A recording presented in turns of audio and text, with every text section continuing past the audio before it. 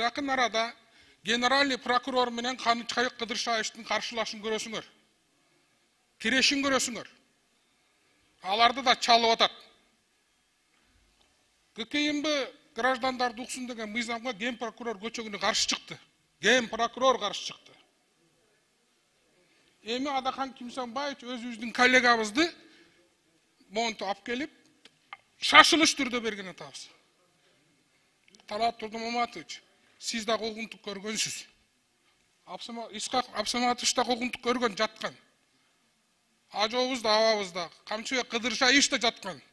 Мындан бир сабак алабызбы же жокпу? Пандоранын яшигин ачпагыла протокол боюнча. Эртең бирөөлөрдүн башына тиет ошол. Садыр Нуркожоевич дагы бирөөлөр алып баратат бир жака. Ишенбеңиз, протокол чатак. Биз ошол маселени азыр шашпай, кийинки жумада карайлы. Башкы прокурорду чакырайлы. Бул жерде эч ким действительно мындай башкы прокурордун сунуштаманы окуп албайт, өзү келип, негизде айтып, эмне себеп менен киргизип атат, өзү жооп берсин бул жерде. Ошондуктан азыр шашпай, бизде эч ким урушпайт. 48 саат болбосо дагы кийинки жумада карайлы. Шашылыш жок. Рахмат. Эгерде бир туура эмес иш болуп атса деген адамзаттын данышманы, колуң менен токтот. Ал колуңдан келбесе тилиң менен токтот. Такыр болосо жүрөгүң менен жаман көр деген бир сөз бар. Сиздиги туура сиз айткандай болот деген саясаттын аягы жакшылыкка алып келбейт. Чындап мамлекет башчысын колдошубуз керек, бирок мындай жол менен эмес. Айтайын дегеним, Абдырайым Шама деген чоң залкар адам өткөн, ошонун бир сөзү бар. Өсөр элдин балдары бирин-бири колдошот дейт. Өспөс элдин балдары бирин-бири кордошот дейт. Эгерде бул маселе көтөрүлө турган болсо, биз көп суроолорго жооп беребиз. Срок исковой давности деген бар. Бул киши ал документке качан кол коюп берген, андан бери канча бийлик өттү, эмне үчүн алар козгобой, силер козгойсуңар деген маселеге кантип жооп беребиз? Канча адамдар көз көрүнө ууру деген аты бар, коррупционер деген аты бар. Алар тынч жүрөт, келип ушуну көрдүңөрбү деген суроого кантип жооп беребиз? Кеп жеке мамиледе эмес, балким мен деле жактырбаган жактарым бар. Бирок кеп азыр кыргыздын чыгаан адам жөнүндө болуп атат, кыран адам жөнүндө болуп атат. Аркасында эл турган адам жөнүндө болуп атат. Чындап абдан бир жоопкерчиликти алып атабыз мойнубузга. Ошон үчүн адегенде угалы. Эмне деген маселе боюнча биз добуш берип атабыз. Адебиз бу дейбиз, Адахан Кимсанбаевич кыргыздын азыркы мезгилдеги чоң саясатчылардын бири. Таасирдүү инсандардын бири, резонанстуу иш. Ошого билели, угалы, түшүнөлү, андан кийин бир чечимге келели. Кеп биз депутат болуп карга карганын көзүн чукпайт дегенде эмес, кеп адилеттүүлүктүү болуп атат.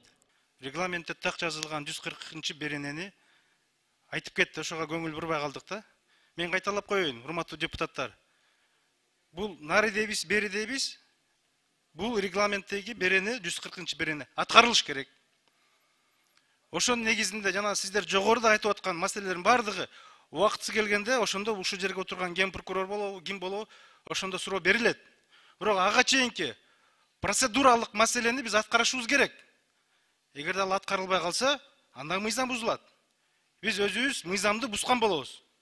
Ошонун негизинде мен дагы ошо беренен бир окуп кетейин, көңүл буруп койсоңуздар.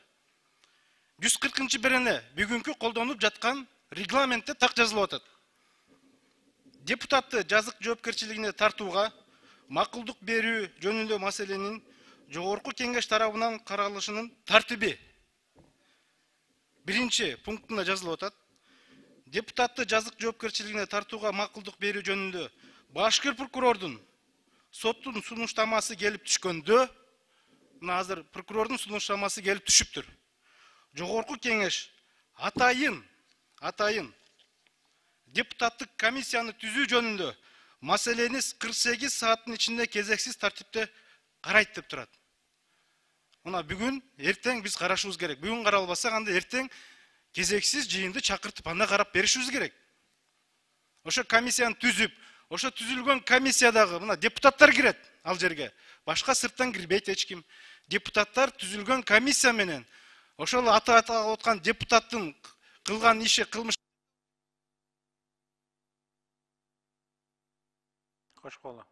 жатабы, жатпайбы аныктайт. Ошондо башкы прокурорду чакырат, бардык тийиштүү органдарды чакырып туруп, суроо талаптар менен чечилет. Андан кийин палатага келип чыккандан кийин жалпы жыйында бардыгыбыздын оюбуз ошол жерден айтылып чекит коебуз. Ошондо айтылып аткан депутаттын да актыгы ак, тазасы таза же беребиз бербейбиз деген бир чечим чыгат. Бирок ошого чейинки чечиле турган мыйзамдуу иш мына азыр каралыш керек. Бүтүн Кыргызстан Мадумаров. Геп мен жөнүндө болуп аткандан кийин чыгып айтууга туура келет. Өзүң жөнүндө айтуу кыйыныраак экен. Башкалар жөнүндө айтканга караганда. Россия Федерациясында жакында бир депутат байкабай бир багышты атып алды да, лось. Ошону жоопкерчиликке тартуу боюнча баш прокурор өзү келди. Мамлекеттик думага баш прокурор өзү келди. Бул мамлекеттик думанын деңгээли, ошол эрежеси ушундай. Мен сиздерден, урматтуу кесиптештер, мыйзамдуулук, конституциялык боюнча айтып аткан сөзүңүздөр үчүн ыраазычылык билдирем. Мен ушундай сунуш киргизейин, түзө бергиле комиссияны. Түзүп коюш керек, талап ушундай, комиссия түзүлүш керек.